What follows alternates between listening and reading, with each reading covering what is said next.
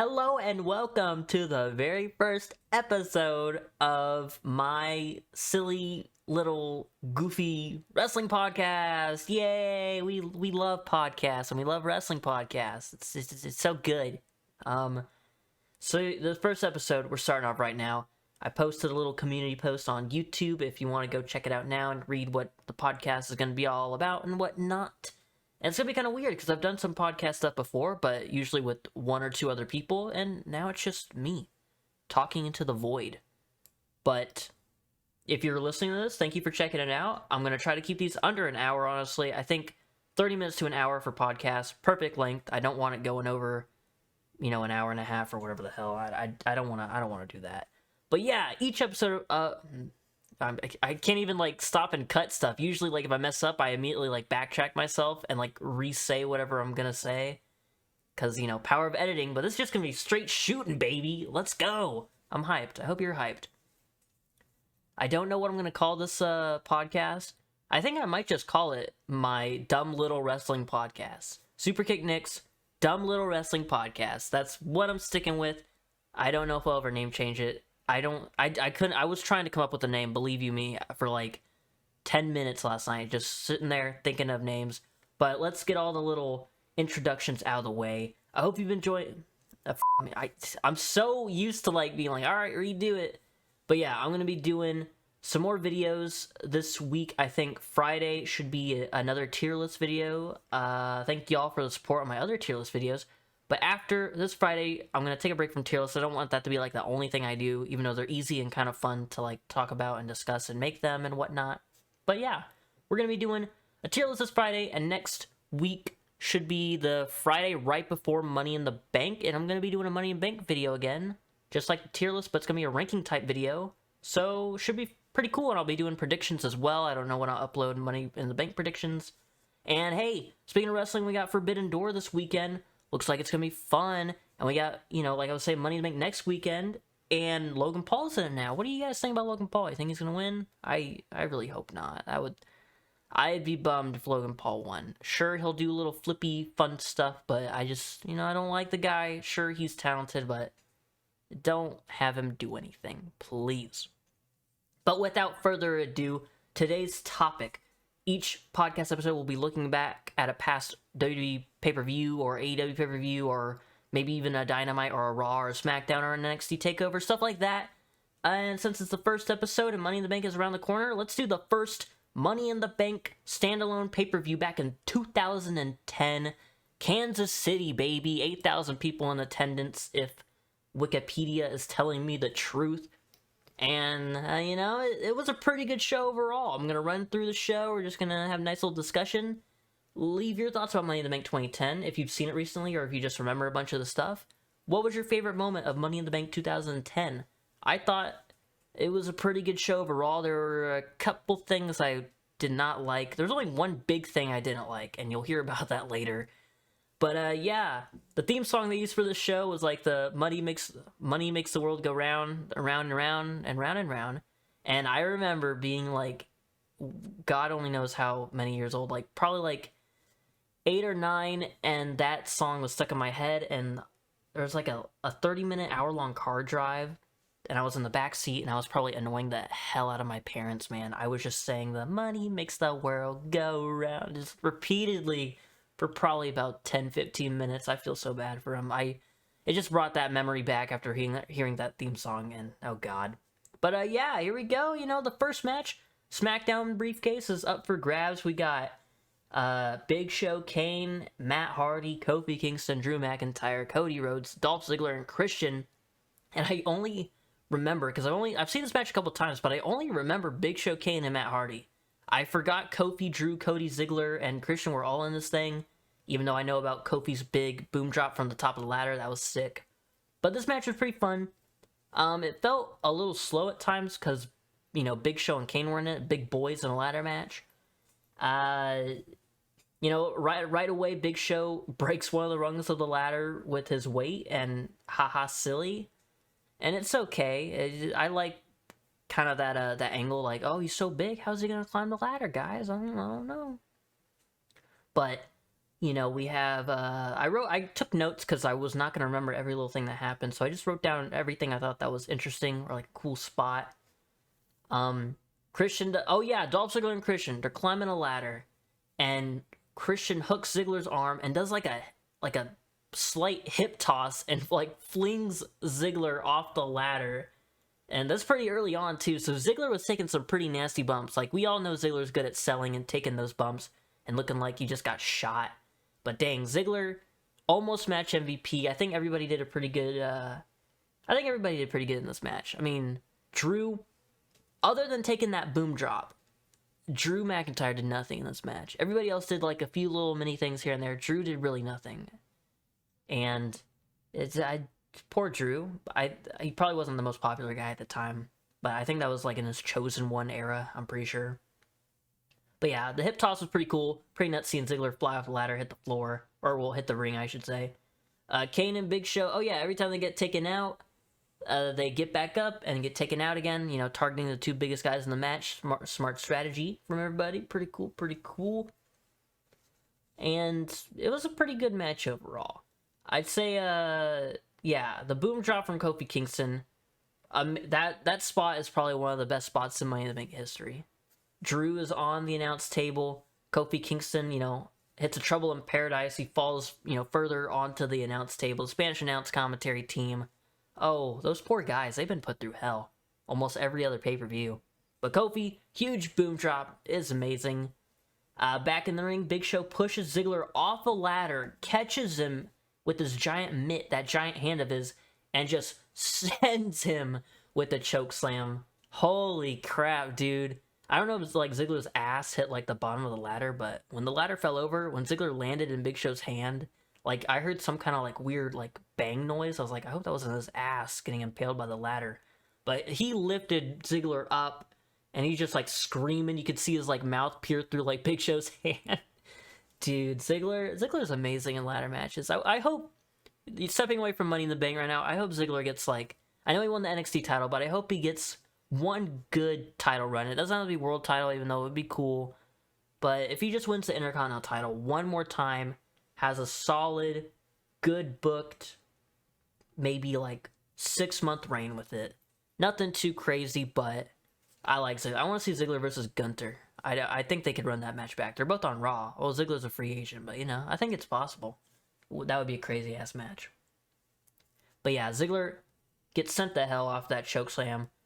Big Show goes out to the ring and he pulls out that big gold ladder, his super special ladder.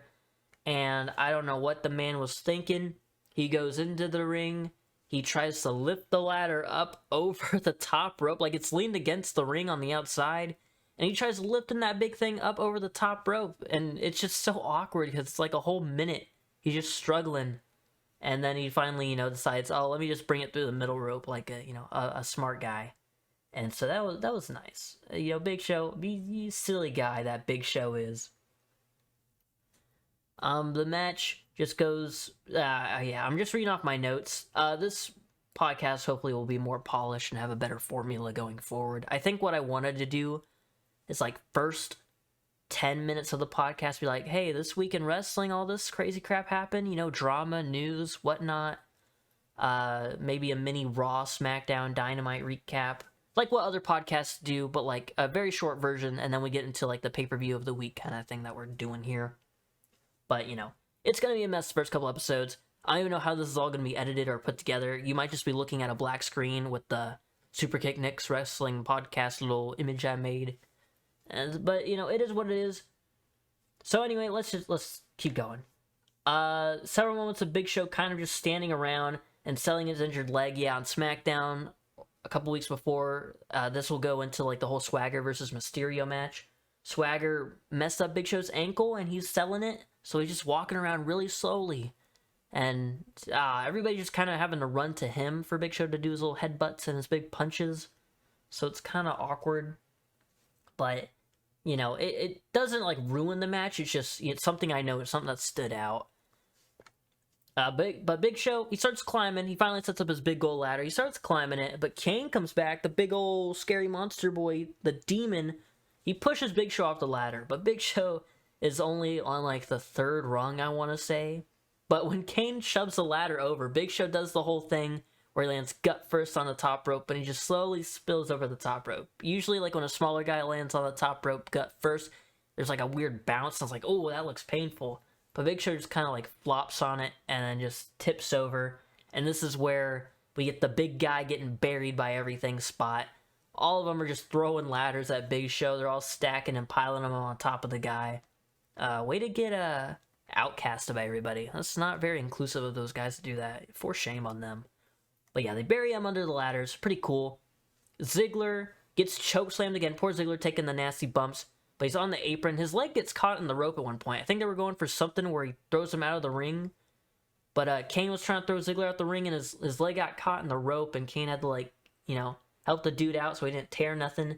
And then he just, like, not even choke slams, he just, like, choke shoves Ziggler, and he falls back onto the pile of ladders. Poor Big Show just continuing to take a beating under there. Kofi Kingston as well gets some. He runs to Kane. Or no, he doesn't run to Kane. Kane goes to him. He lifts Kofi up. Beautiful chokes. That choke slam looked good. Choke slam on the ladder to Kofi. I mean, by looking good, I mean, it looked painful. But, you know. And then, yeah, Kane just goes in the rampage mode. He goes, tracks Cody Rhodes down, lawn darts him into the armored truck. Those, you know, the big Money in the Bank trucks that are by the entrance stage. Pretty cool. I love seeing Kane doing monster things. I don't like slow trying to actually wrestle Kane, even though he's not like the worst wrestler. Even though I was looking at Wikipedia for a Money in the Bank list I'm doing, or a ranking. Dude, I know the Wrestling Observer Awards aren't like anything official or anything to really take into consideration. They're just people's opinion. But dude, Kane got so many like worst blank of the year awards. Worst gimmick, most overrated, worst match, worst angle. And some of them are justified, like Corporate Kane sucked.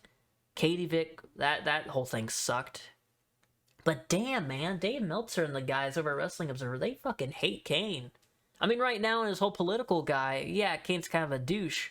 But, you know, Kane the wrestler, he's a big scary demon man. You don't gotta go so hard on the guy.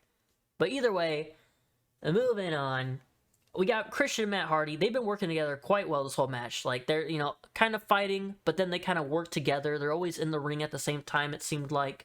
They climb Big Show's big golden ladder, and for like about a couple minutes, they're just up there. Christian even gets on like the very tippy top, and they're just grabbing onto the briefcase. They're not even like trying to like punch each other. They're just kind of like wrestling for it. Like they got their grubby little hands on the briefcase, and they're just like, shake, shake. It's like a piñata. And then I don't remember exactly what happened, but they just kind of go, they just kind of both just kind of fall off the ladder. And then here comes Drew. Yay, he's finally back. He's done nothing except for maybe a couple headbutts and a couple punches, and then take that big boom drop from Kofi. But yeah, Drew comes back. The crowd don't seem too happy. But then Kane, he's back, chokeslams Drew off the ladder, sends him flying, and grabs that briefcase. And Kane, Mr. Money in the Bank for the SmackDown side. Good for him. Kane has a lot of accolades when it comes to like tag titles, but never any like big like victories, if that makes any sense. At least that I can recall. Like he held the WWE title once. He would cash in later that night to become World Heavyweight Champion once. I think it was ECW Champion? Yeah, he was. But I don't really consider that like a world title, honestly. At least WWE's version of it, like WWE ECW, that was a bit rough. But yeah, we're moving on. It was a pretty fun match overall. It just felt slow sometimes because Big Show was trying to sell his leg. Kane isn't the fastest guy, but pretty good. Only the boom drop, I'd say, was the biggest moment of the match. Nothing else was really like, by God, how memorable. But yeah, pretty solid match. And then we have a backstage interview. Whoa, look at that. Sheamus getting interviewed by Josh Matthews. And the only thing I wrote down, which is still baffling, he stared into the eyes of the Nexus. Remember, this is 2010, so Nexus are running running a rampage? What? I don't know. Rampid, whatever. Sheamus is like staring at the Nexus. It's like looking to Great White Shark. It's like, okay, dude, it's the Nexus. I mean, that's before they got beat by Team Cena, and then went through like the Core era and then CM Punk era Nexus. But like, come on, Sheamus, it's the Nexus. It's a bunch of guys in black and yellow t-shirts. I mean, sure, they're going crazy, but like, Great White Shark, really, Sheamus? Okay. But we're moving on to Divas Championship action. We got the Butterfly Belt. We have Eve Torres against Alicia Fox, and I remembered Alicia Fox was Divas Champion, and this match helped me remember when she was champion. I knew she held it, just wasn't sure when. And you know what? I actually really enjoy this match. Say what you want about the Divas era, like shenanigans, like 5-minute matches. It wasn't very good. The women's division now is way, way better, miles ahead of where it was in WWE like 10 years ago. More than 10 years ago. This was 13 years ago. Damn, 2010 does not seem that far behind us, but it was 13 years ago. God. But Alicia Fox and Eve Torres, they didn't tear the house down. The crowd did not care at all. It was awkwardly silent. But they put on a pretty good match, man. I feel like Eve Torres and Alicia Fox, if they were in their prime wrestling and nowadays like era for women's wrestling, they'd fit in perfectly. I don't know what Eve's doing. I know Alicia just officially got released by WWE a while ago, or her contract expired. Maybe I hope Alicia Fox does something. I think Eve's kind of retired. I think she might be doing some acting. But I hope if Alicia Fox continues to wrestle, I hope she goes to like Impact, or even makes like an appearance on like Ring of Honor. Maybe that'd be cool. Hell, even if she doesn't wrestle, I like Alicia Fox's charisma. She's very like energetic. But yeah, these two put on a pretty good match. There were some pretty good spots. It wasn't awful. It wasn't even like sloppy or nothing. It was a good match. And I'm just baffled by like, because when I think of Divas era wrestling, it's like 3 minutes, get your stuff in. It's not the best looking. But yeah, and of course Jerry's on commentary. Jerry Lawler, he's a thirsty son of a bitch. I can't watch old like women's wrestling, even like the good ones, like the good matches, like Lita and Trish. Jerry on commentary, man, holy shit. Jerry Lawler, a legend, but when women are on the screen, he's commentating, dude. He is, oh god. And Matt Striker's guilty of it too. I'll talk about Matt Striker later. He said some fucking out of pocket shit. He was being a weirdo. But yeah, Eve Torres, Alicia Fox had a good match. Alicia wins and retains her title. Good for her. I'm just happy that it was a good match. It made me feel like proud of them, because I know Divas era stuff gets a lot of like flack. But now we have Jack Swagger backstage segment once again. He's on the phone with his mom on the Go Home show to this Money in the Bank pay-per-view. He let his dad get chokeslammed and tombstoned by Kane. What a wonderful son. But Swagger's mom is yelling at him on the phone, and he's like, "Mom, shut up. Dad only got what he deserved." It's like, damn, Swagger, okay, son of the year right now. And you know what? I'm gonna say it. This might be one of my favorite Jack Swagger segments I've ever seen. It gave me heavy like Von Wagner vibes, where it's like kind of awkward delivery, and he's like playing it straightforward. No one's no one's actually on the phone. He's just like pacing the room. He's like, "Dad got what he deserved. He's always trying to steal my spotlight." Hey, but he has a hat now, and Jake Hager's doing all right for himself. He's just a big silly guy. "Hey, Dijak, take those sunglasses off. We're inside." It just gave me Von Wagner vibes. But the tag titles are on the line, and oh boy, we got the Young Usos against the Hart Dynasty. This match, very basic tag match, but it's so cool to see how far the Usos have come, man. They're so generic looking, and this isn't like Shame, like everybody that first comes up to Raw or SmackDown is like generic for like first couple months or so. But damn, man. You got Jay wearing the shorts, Jimmy wearing the tights, they had Tamina by their side. They weren't very, like, energetic. Like, they go, yeah, we're the bad guys and we're gonna win, yeah. But now, like, look at them now. They're so charismatic. They're, like, screaming, Yahoo! They're going nuts. You got the whole Bloodline stuff, main event Jay. They've been through so much the past few years. It makes you remember, like, their first couple of years. I think they really hit it off when they switched to, like, the bright green shorts. And they started painting their faces. Had the matches with, like, Eric Rowan and Luke Harper. The Shield. But back then, Beta, Jimmy, and Jay Uso. I mean, it was a solid tag match. Hart Dynasty as well. David Hart Smith, Tyson Kidd.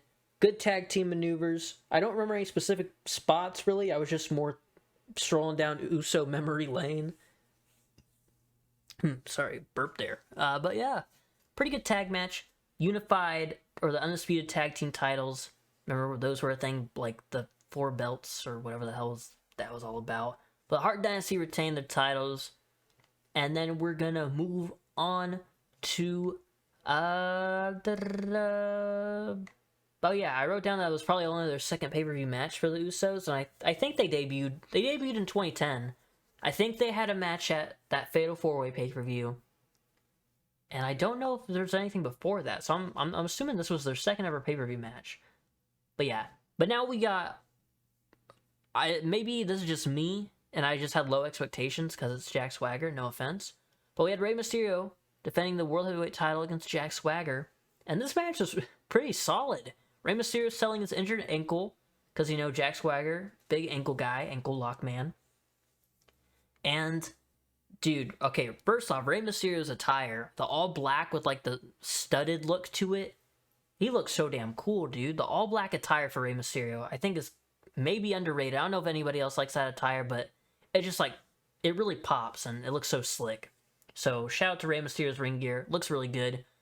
Swagger, a reason why I like this match is Swagger's offense. The gut wrench power bombs, the big splashes, the Swagger bomb, I think he called it.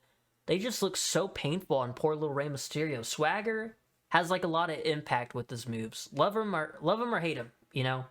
He can make it look somewhat dangerous if he's presented that way. He was still fairly new. I think he was maybe only on the roster for like, I'm gonna guess a year maybe. And he was, you know, Mr. Money in the Bank. He lost the World Heavyweight title after he cashed in. It was kind of a rough start for Swagger. He found his footing eventually. Kind of. Okay, not really. But anyway. But yeah, it was a pretty good match. Maybe underrated. I don't know if people look back on this match and be like, oh yeah, solid match. But the main reason people think about this match is afterwards. You had Swagger lose by a roll-up. It was a very Eddie Guerrero, Kurt Angle type finish. Rey Mysterio slips out of his boot, rolls up Swagger, retains the title. It was a pretty nice little finish. A lot of good moves in the match.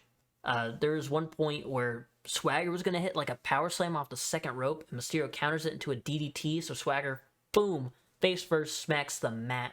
Pretty good stuff. I did not expect to like this match as much as I did. I was pretty invested, and I can't remember the last time I was invested in a Jack Swagger match. But yeah, anyways, like I was saying, mainly the reason people remember this moment/match is because Kane comes out, he fights Swagger off from attacking poor little Mysterio, and then boom, pyro hits, Kane's back, and he got a referee in his hand, baby, and he's got the briefcase too. He's cashing in on poor little Rey Mysterio. Poor guy.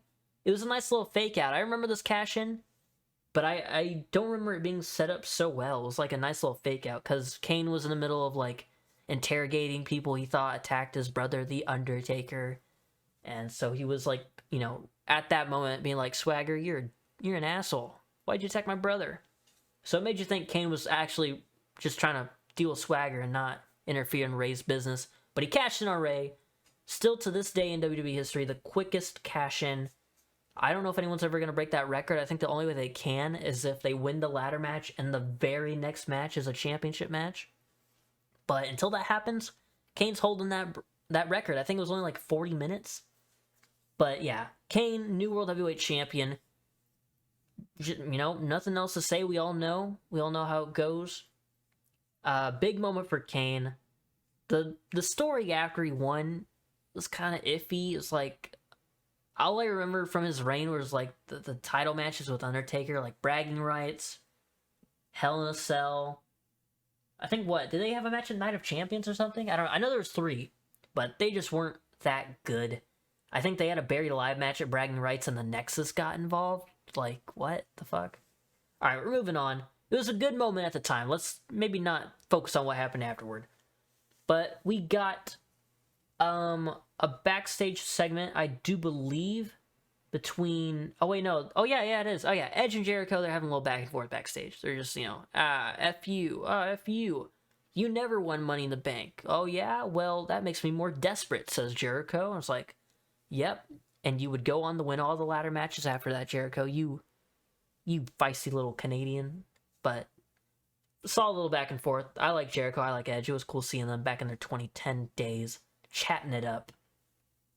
But then we go on to Kelly versus Layla for the women's title. We had Lay Cool co-women's champions. And this match, I was praising the Diva stuff earlier, saying, hey, pretty good match. Did not expect it to be that good, but I really enjoyed it. Kelly versus Layla. Kelly's first ever championship match. And oh god, I couldn't tell if the crowd were saying much because they were screaming. Kelly and Layla, every time they would like hit each other or like grab each other, it'd be like, ah! They were just screaming, man. I think at one point the crowd were chanting Daniel Bryan, but I couldn't tell because there was just so much damn screaming. But I think for a little bit, I like light Daniel Bryan chants. Maybe they were chanting for like, well, I don't know what they could have been chanting. But Tiffany was at ringside in support of Kelly. That's it. I don't have any notes on that. Don't know why she was there. I wasn't watching wrestling in 2010. I don't know what their relationship was. I guess they're just buddies and they don't like lay cool because they're meanies. But Layla wins. And here's where I was talking about Matt Striker earlier. He's handing, throughout the match, Matt Striker, I think it was only one time, but he's like, oh, Layla, the sweet little English muffin. It's like, what? Why the accent, my guy? Stop it. You're being weird. But then after the match, when Layla wins, he hands Layla and Michelle their titles and is like, here's for you, little English muffin. Here's for you, pumpkin. It's like, he makes like a little kissy noise. It's like, Matt, what the fuck? What are you doing? But yeah, that's all the women's title stuff. It is what it is, man. All right, well, let's move on to my match of the night. Obviously, one of the matches of the night are going to be the Money Bank Ladder match. I recently watched, like right before I started recording this, I think Parts of Unknown, Tempest is a little Wednesday list. If you like Parts of Unknown, hell yeah. Great channel, fun channel. I love Adam and Tempest and their nice little lists. But he said he didn't remember anything about the Raw side of the ladder match things in 2010. But this match was better than the SmackDown one. This was like stunt show level stuff. Like not crazy like things would be like nowadays with all the indie stuff going on. But for 2010, dude, this ladder match was kind of nuts. We got, let's see, I'm gonna try to list all the names off because I just finished watching this ladder match. Not even like, oh no, I took a break like between this match and the main event, so it's been a few hours. But you got Mark Henry, Randy Orton, Evan Bourne, Edge, Ted DiBiase, The Miz, John Morrison, and did I say Chris Jericho already? I think Chris Jericho. I think that's 8. I probably forgot someone. But either way, there's all the people in the ladder match. It's another case where I haven't seen the match in a while. I think I've only watched this match once, but I wasn't paying attention. So this was like watching it for the first time. Like I knew who won. I knew The Miz would win, obviously, but it's a pretty crazy match. They tried a lot of things. You know, Randy Orton was out there, no wrist tape, so it was legit just tights, boots, knee pads. He looked so naked without his wrist tape. I know wrist tape aren't like a big deal, but it just looks so weird. His arms were like naked, bro. Like, put some finger tape on at least. But right out of the way. See how like much I stutter and I stumble over my words and have to like refresh myself. Yeah, so you're lucky I edit and trim my videos pretty well. But we're going into the match. Edge, mid-entrance, slides the ladder into the ring. He climbs into the ring. The bell rings. Edge says, fuck it, I'm out. He stands on the outside, and all the guys in the ring try to grab the one ladder at the same time. It's like, okay, sure, whatever makes y'all happy. Mark Henry at one point... See, look at me. I'm a perfectionist when it comes to, like, writing scripts and, like, talking for the mic or like streaming or anything like that. So if I mess up, I'm just like, stupid, how dare you. But yeah, Mark Henry grabs a ladder and he just chucks it at Miz and Jericho. Like he doesn't even like slowly like run towards him and get knocked over. Like he just like whoa, he just heaves that thing at him. And then Miz, oh yeah, this spot looks so painful. I know it's like or not basic, but like a simple move compared to like other Money in the Bank spots, but Miz is draped over the middle rope. Mark Henry does the thing where he runs and he slides his back over Miz's back down to the floor. If you know what I'm talking about, hopefully I described it well enough. But oh my god, all the weight of Mark Henry sliding, crushing Miz on that middle rope. Poor Miz. He didn't have any big moments himself besides winning, but he took a lot of, ladder bumps. Like he fell on a ladder, hit his head on a ladder. So good stuff for Miz. It wasn't as boring as Drew McIntyre's performance. earlier in the night. So yeah, shout out to the Miz, but let's continue on the little run through. Mark Henry crushes Miz over the rope, like I was saying. Orton, he pulls. Okay, so yeah, Evan Bourne is like in the middle of the ladder, like the ladder's standing up, and Orton grabs Orton, and I can't even talk. Orton grabs Evan, and because Evan's kind of a small guy, he pulls him through the rungs of the ladder and does that draping DDT. I knew Evan Bourne was like not the biggest guy, but he could squeeze through the rungs of the ladder. So that was pretty neat to see. Nothing too crazy, but I thought it was like pretty cool. Jericho, Edge, and Morrison and Orton, all of them are on two different ladders, and Mark Henry comes in the middle, does like, and he pushes them, and they all fall and hit the rope. And I believe it was, I know it was Morrison and somebody, I think Morrison and Jericho land on the top rope and flip over onto the floor, almost in sync. I remember watching that when they showed a replay, like, they did it almost perfectly in sync. So that was cool. Evan Bourne, he springs from the ropes, uses a ladder to catapult right into Henry, catches him with a knee, I believe it was. Pretty nice little spot. And then that's when everybody's kind of out. And Maurice, Ted DiBiase's lady at the time, takes her heels off. She's about to go to work. She climbs the ladder, and Morrison's like, hey, what the hell are you doing? You can't win the briefcase. Get the hell out of here. She's like, okay. So, well, actually, no, she doesn't say okay. He gets her in a fireman's carry position and sets her down, and he just has a nice little convo with her. He's like, hey, you just go. Just get out of here. Come on. But Ted DiBiase, now I thought this dude was in the match just as cannon fodder. I think he just unveiled the $1 Million Championship around this time, and he just wasn't doing too much, and, I knew that. But he sneaks past Morrison, while he's talking to Maurice, and he climbs that ladder, and he's about to reach the briefcase. He almost steals it. Pretty good spot from Ted. So he wasn't totally useless in that match, so good for him. But yeah. Morrison, oh god, yeah, I'm reading this now, and it's all like coming back to me, and I'm picturing it in my head. So they're all outside. I think Edge is climbing a ladder, and there's like a weird setup with the ladders. There's like ladder in the ring, diagonal facing the corner, a ladder leaned up against the corner. Miz sets a ladder outside, leaned up against a steel ring post. He does like the slingshot where he grabs the legs and he falls backward. Morrison lands on the ladder, kicks Miz in the face, hops in the ring, uses the ladder leaning against the corner in the ring as like a nice little platformer. I don't know. He does some like ladder obstacle course parkour, and it's like, okay, that was a bit unnecessary, but it was cool to see. Morrison's always gonna throw his little parkour shenanigans in there. But yeah, he lands on the ladder with Edge. And Edge, though, he doesn't take too kindly to Morrison being a little parkour guy. But he puts Morrison in, like, I described it as a ladder torture device. He puts Morrison kind of like an Evan Bourne situation, in between the rungs of the ladder. Like, his feet are hanging out one side, his, like, arms and head are hanging out the other side. And Miz gets in the ring, and he hands Miz one half of the ladder. And they're just like, lifting the ladder up, boom, right into the guts. Lifting the ladder up, boom, right into the guts. Like, damn, bro, poor Morrison. That looked like very uncomfortable. And then Edge just shoves the ladder a little bit and bops Miz on the nose with it. That was pretty funny. But yeah, Edge, big ladder guy. Christian and Matt Hardy, also ladder guys early in the night, did not win. So maybe Edge will win this match, I feel like at the time, Edge would have been a good contender to win. But looking at all these dudes here, I think Morrison and Jericho would have been my two favorites to win this match. I really want the best from Morrison. He's so cool. And Jericho hasn't won a Money in the Bank ladder match, so I feel like 2010, even though I think late 2010 is when he like kind of took a break and then he came back 2012, if I'm remembering correctly. The whole end of the world as you know it. But if Jericho wasn't leaving that like later in that year, I think he could have won Money in the Bank.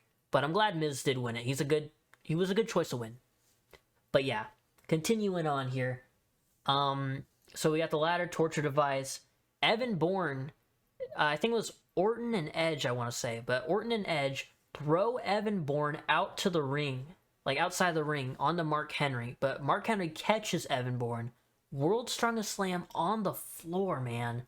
Damn. But then Edge and Jericho, they come running out. Morrison does his little like a disaster kick type of thing, springboard kick, but he does it off the apron, so he jumps on the apron, jumps backwards, kicks Mark Henry in the face. Jericho hits a code breaker to Mark Henry on the outside, which had to have hurt Jericho way more than Henry. And then Edge hits him with a spear. I'm pretty sure that's the end of Mark Henry throughout this match. Maybe I'm not remembering it correctly, but, I have notes to help me out.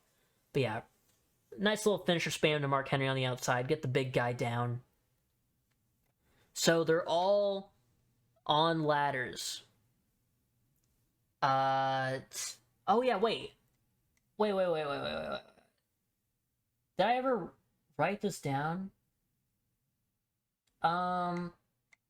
Okay, so Ted DiBiase at one point comes in the ring, and there's like a ladder already standing up, and he sets a ladder upside down. Like the top, that's like the very tippy top of the ladder, it's on the mat and the legs are sticking up in the air. What the hell was that for? Like, this is what I was saying, like, it's kind of like a stunt show. They're just trying everything. But that comes into play towards the end of the match. But I know it's like, staged and predetermined, and they talk about their spots in the back most of the times. Like, what went through their minds? Like, hey, I'm gonna set this shit upside down. Innovative offense right there. But, okay, so everybody's on the ladder. And I can't get over that ladder. But, so everybody's on a ladder, except for Mark Henry, who's on the floor getting finishered on. That's not a word. But Ted DiBiase slides another ladder, makes a ladder bridge. And so the ladder's like bouncing on the top rope and on the little connector beam of the ladder. I don't know what that's called, like a little part that makes the ladder bend. But he climbs on that.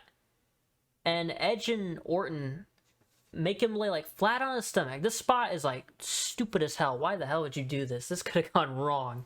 But he's like belly first on that ladder bridge, and they slide it to the floor. And oh my god, if Ted DiBiase's leg was on one of the rungs, that would have effed his knee up. But he lands on his feet, hits the floor. The ladder almost lands on him. He like falls back into the announce table kind of. But that was a really messy looking spot, but it was, it was fun. This ladder match was pretty fun. And then we have, dude. Ooh, okay, we're not there yet, but damn. Jericho gets hung up in a ladder. His leg. I think that was like WrestleMania 24. He did something similar to that. But yeah, he's caught up in a ladder, hung up by his leg. Randy Orton hits an RKO on, I want to say, Morrison. And then Evan Bourne immediately hits an airborne onto Randy Orton. This was just a week after Orton caught him midair with that RKO, the infamous RKO off of the shooting star press. Beautiful RKO. But now, Evan Bourne finally gets to hit it on Randy, so good for you. But, yeah. I need to do a better job of spreading out my notes, but I think I'm doing an okay job of running down this thing. Evan Bourne is climbing the ladder, and twice, while Jericho's still hung up there by his leg, Evan Bourne has held onto that briefcase for maybe about 10 seconds. He could have unhooked that shit. Jericho probably just had a little bit more trouble getting out from being stuck in the ladder. And he gets up and he stops Evan Bourne from unhooking it, which, dude, that was, I know Evan Bourne can't do anything about it. Maybe he could have slowly climbed the ladder, like done it a bit more slowly, but that was kind of awkward. But he punches Jericho away a little bit, and then he does it again. Like, he grabs it again to where he has enough time to unhook it. And it's like, what the hell? He had a chance right there and then to grab it. But Jericho's back on the ladder, and I think he shoves Evan Bourne off. Orton, Orton has this thing in the ladder match that he always does, where someone's climbing the ladder, he grabs the leg, yanks him off the ladder, catches him with an RKO. This time, Jericho's about halfway up the ladder. Orton effing runs, leaps from the mat, catches Jericho, RKO, brings him down to the mat. Holy crap, that was such a sick RKO. I don't see that RKO in enough little compilations on Twitter or whatever the hell. That was a clean RKO. But Orton climbs the ladder again, and I believe he shoves Edge. I think, Orton's the one that sends Edge to that ladder that was standing upside down. So gut first on like the two little prongs. And jeez, I could just imagine how that would feel. Even if the ladder's like flimsy, whatever the heck it is. Probably not real steel. But oh god, that would hurt. That'd probably give him a little cut right on his tum-tum. But yeah. So Miz comes in the ring. He's been out for a little bit, just kind of falling off ladders here and there. Not doing anything too crazy, like I said earlier. But he shoves Orton off the ladder, onto the top rope. Owie, ooh, ouchie. Miz climbs the ladder and becomes Mr. Money in the Bank. And he cuts a little promo after the match. Pretty fun match. I know it was probably confusing because I stumbled all over the crap. But it is what it is. Fun match. And that might be one of my favorite ladder matches I've seen in quite a while. I know it was back in 2010, but I need to consider, when people ask what's the best Money in the Bank, or what are some of the best ladder matches of all time for Money in the Bank, that match has got to be in the conversation. Probably, it's not going to be like top 5 or nothing, but I quite enjoyed it. But now we have, okay, here's like my biggest bummer of the night. And dude, I was just so disappointed by this. We have John Cena versus Sheamus. WWE Championship. Sheamus won the title at the Fatal 4-Way pay-per-view. Nexus keep getting involved in Cena's business and whatnot.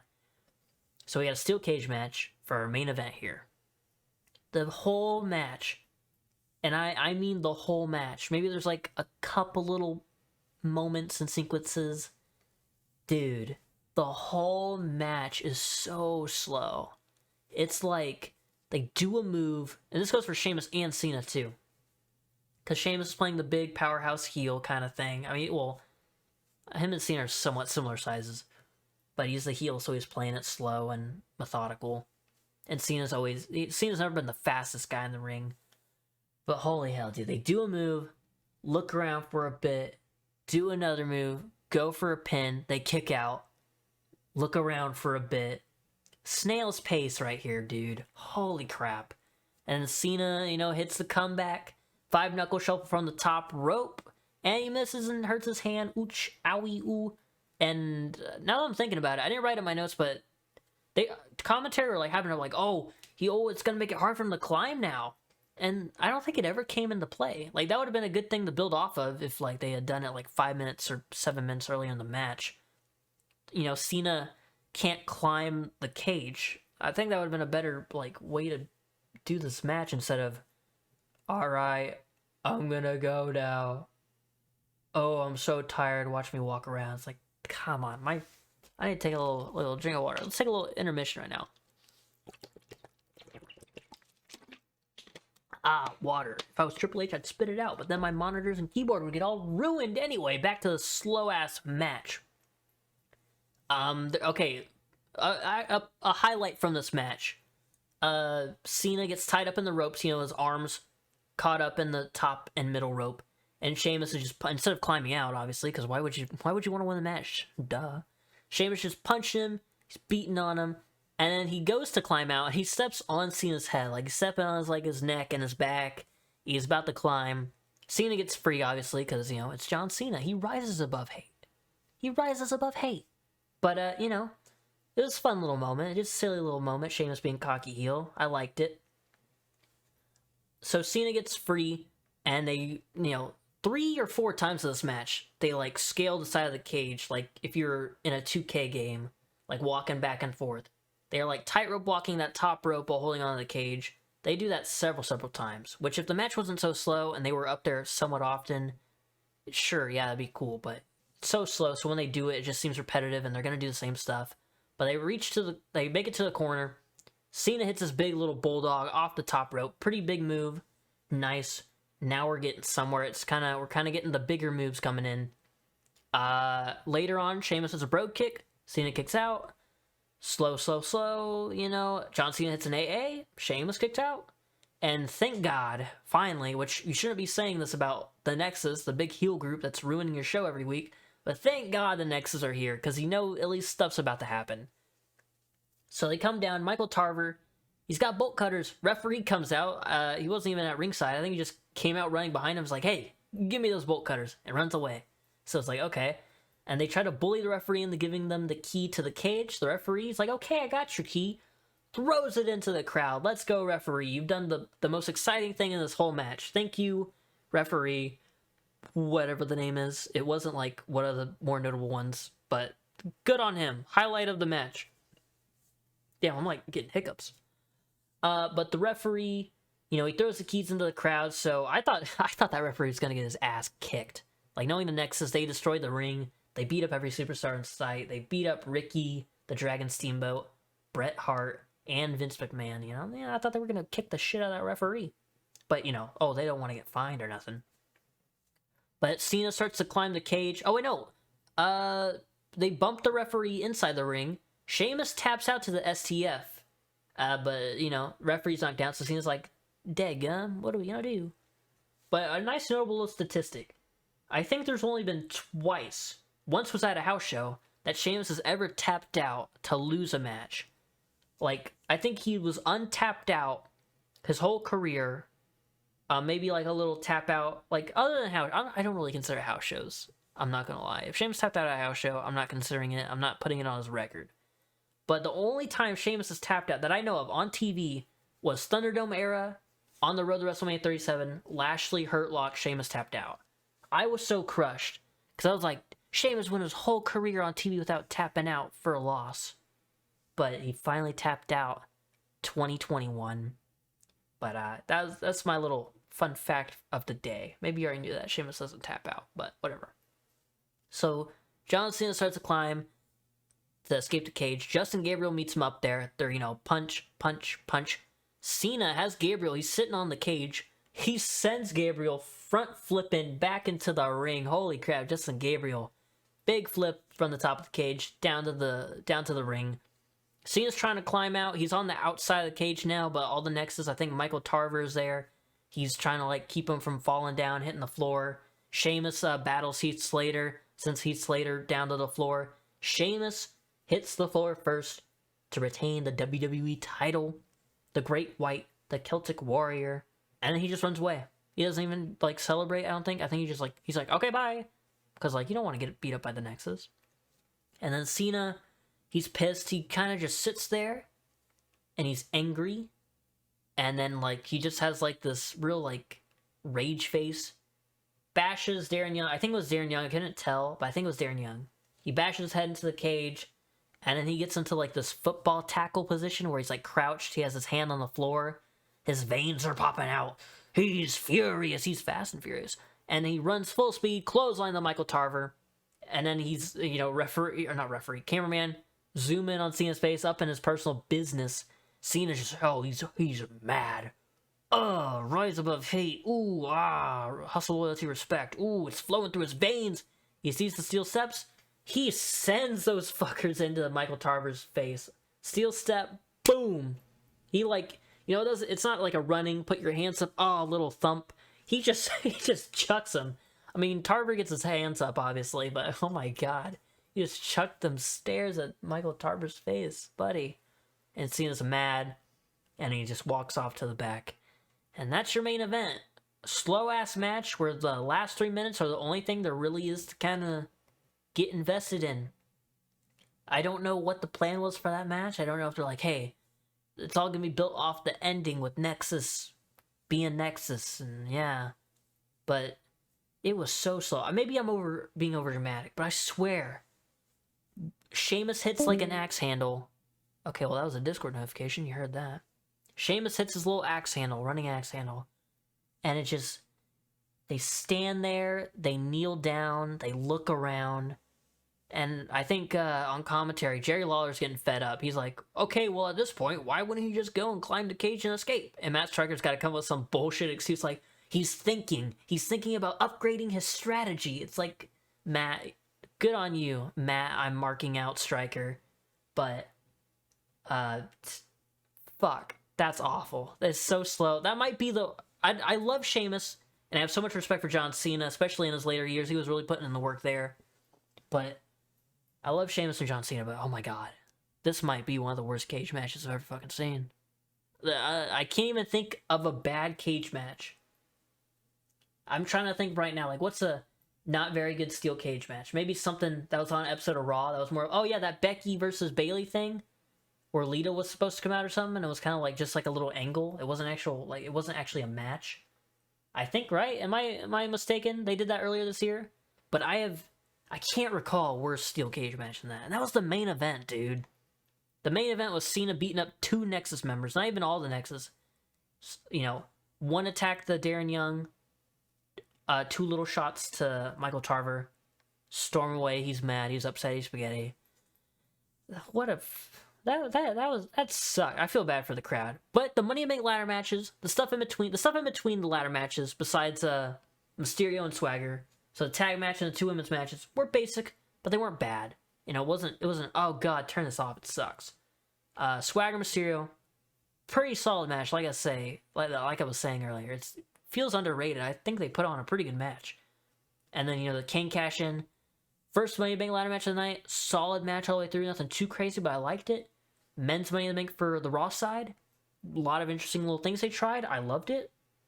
And then just the main event, shit. The last thing I have on my notes is literally, what a shit main event. And yeah, I stand by it. We're at the 50-minute mark. I said I want it to be 30 minutes, between 30 minutes and an hour. I think we're there. If you listen all the way through, I appreciate you. I don't expect the podcast to get any views, really. If it gets like 10 views, I'll be like, hey, cool. People at least wanted to click on it. But yeah, this one was a little bit rough. You heard me stumbling over my words. It's easier to do a podcast when you have another person to bounce off of. So like if I'm rambling, I don't have to sit here and catch my breath for like a couple seconds. Or like, take a sip of water. But, it is what it is. I like running this channel by myself, I think. Because I could do whatever I want. I don't need like a second person to bounce stuff off of, even though it would be like entertaining at times. I'll probably bring on maybe a guest or two, some of my friends that aren't wrestling fans. Like none of my friends except for one are wrestling fans. So if you want to see some content with non-wrestling fans trying to do some silly stuff, let me know. But that's going to do it for the first episode of my dumb little wrestling podcast. I think I'm going to stick with that name. It's exactly what it is. It's another wrestling podcast. Nothing too special about it. It's just another dumb little podcast. But there we go. I hope you enjoyed it. I will see you all next Wednesday. They're all going to come out Wednesday. I don't know what time. For all we know, this might be uploaded at 10 a.m. or 12 p.m. or, I don't know, probably sometime before Dynamite. It's Wednesday. You know what that means. Dynamite's on the night. If you're not an AEW Dynamite fan, then you know what time it is, or you know what day it is. It's the day after NXT. I don't know. But I'll see you all this Friday for either a tier list, or maybe I'll get off my ass and work on that Money in the Bank video, but it'll probably be a tier list. I think it's going to be an AEW roster tier list, and there's a lot of names on that roster, man, I'm telling you. So it might be a long one. But I will see you when I see you. Goodbye.